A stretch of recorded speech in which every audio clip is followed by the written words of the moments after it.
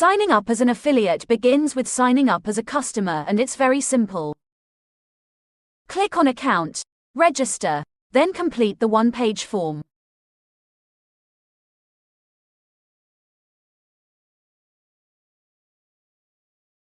Make sure you click that you have read the privacy policy.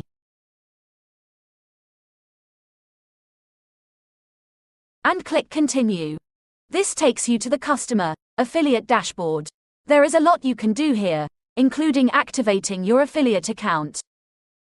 Now visible is a link generator, so you can copy and paste any shopclickgive.com site and generate a custom link so sales and sign-ups are tracked. Whether you want to promote the homepage, a certain business, or product, just go to the URL you want to track and copy it to the generator. For example, let's say you want to promote a certain merchant. Just search for that store and click Enter. Then copy that URL.